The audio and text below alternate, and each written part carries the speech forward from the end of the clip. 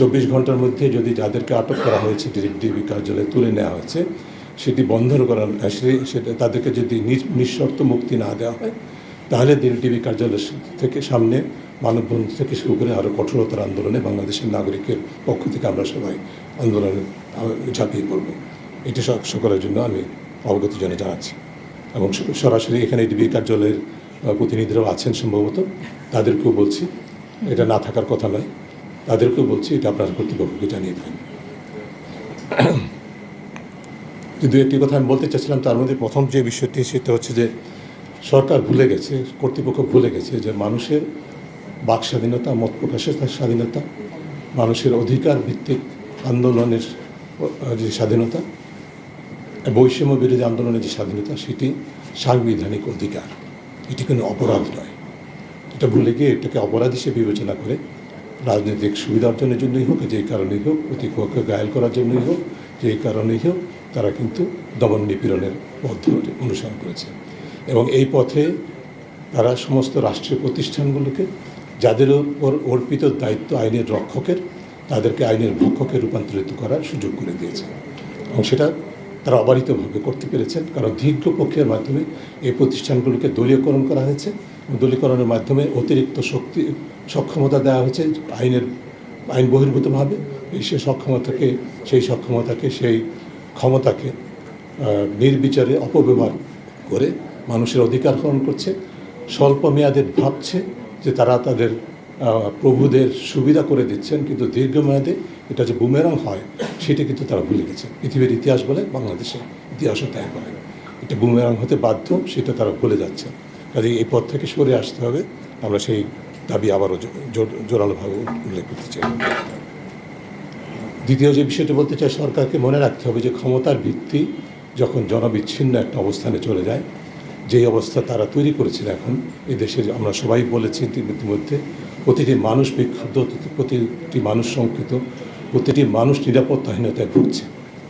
DB বলছে আমাদের শিক্ষার্থী কোঅর্ডিনেটরদেরকে, সমন্বয়কদেরকে নিরাপত্তা দেওয়ার জন্য তাদের ডিবি কার্যালয়ে নিয়ে যাওয়া হয়েছে। এটা কত অবৈধ, অসাংবিধানিক সেটি ইতিমধ্যে বলা হয়েছে। এটা আদালতে আজকে গতকাল বক্তব্য এসেছে, আদালতে আজকে হয়তো আমরা একটা রায় পাবো। সেদিকে আমি যাচ্ছি না। আমি যদি ডিবি কার্যালয়, ডিবি কর্তৃপক্ষের কথাই ধরে নেই, এদেশের এখন প্রতিটি নাগরিক নিরাপত্তাহীনতায় ভুগছে। তাহলে আপনি কি সারা দেশটাকে ডিবি কার্যালয়ে রূপান্তর করেন? রাষ্ট্রকে একটা নজরদারি ভিত্তিক রাষ্ট্রে রূপান্তর করে তুলেছেন, যেটি হওয়ার কথা ছিল না। স্বাধীনতার চেতনাবোধ কিন্তু ছিল না। সেই অবস্থা সৃষ্টির জন্য যারা দায়ী তাদেরকে অবশ্যই জবাব দিতে জানতে হবে। আমরা সকলেই বলছি ন্যায় বিচার চাই, আমাদের প্রতিটা দাবির মধ্যেই ন্যায় বিচারের কথা বলা হয়েছে। আমি অত্যন্ত দৃঢ় বিশ্বাস করি এই ঘরে যারা উপস্থিত, আমাদের যারা কথা শুনছেন, এর গণমাধ্যমের সূত্রে যারা আমাদের কথাগুলি শুনবেন, সকলেই সম্পূর্ণ একমত। যারা সহিংসতার জন্য দায়ী, যারা হত্যাকাণ্ডের জন্য দায়ী, যারা নির্বিচারে আটকের জন্য দায়ী, যারা মানুষের অধিকার হরণের জন্য দায়ী, তাদের সকলেরই বিচার চাই। এটা এই দেশের প্রতিটি মানুষ দাবি করে।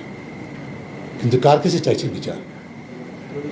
এই বিচারে যে ফার্স্ট পোর্ট অফ কল, যেগুলো আইন প্রয়োগকারী সংস্থা, বাংলাদেশের ইতিহাস, সাম্প্রতিক ইতিহাস যা বলে, এমন কোনো অপরাধ নাই বাংলাদেশে যেটির মধ্যে আইন প্রয়োগকারী সংস্থার অংশগ্রহণ নেই।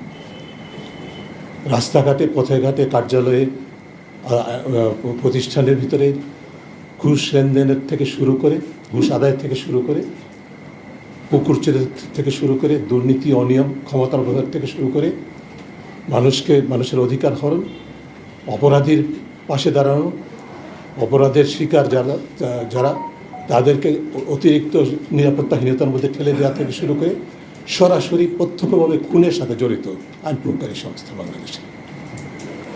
এভিডেন্সেস আর অ্যাবসলিউটলি ক্লিয়ার। কাজে তাদের কাছেই তো আমাদেরকে বিচার চাইতে হচ্ছে। বিচার হবে। বিচার কী হবে জানেন? বিচার হবে, কদিন পরে শুনবো যে একটা তালিকা বের হবে, প্রকাশিত হবে, অমুক অমুক কর্মকর্তাকে পুরস্কৃত করা হয়েছে, এবং ব্রেকেট হবে শিক্ষার্থী আন্দোলন দমনের, সাফল্যের সাথে দমনের কারণে শুদ্ধাচার পুরস্কার দেওয়া হবে, যেরকম প্রাক্তন র্যাব প্রধান, পুলিশ প্রধানকে দেওয়া হয়েছিল, যিনি এখন পালিয়ে গেছেন, অপরাধ স্বীকার করে পালিয়ে গেছেন। এভাবে অপরাধ স্বীকার করে পালিয়ে যাওয়ার জন্য আপনাদের সকলকে প্রস্তুত হতে হবে, নাকি আপনারা নিজেরাই দায়টা নেবেন, সেই প্রশ্ন আপনাদের কাছে।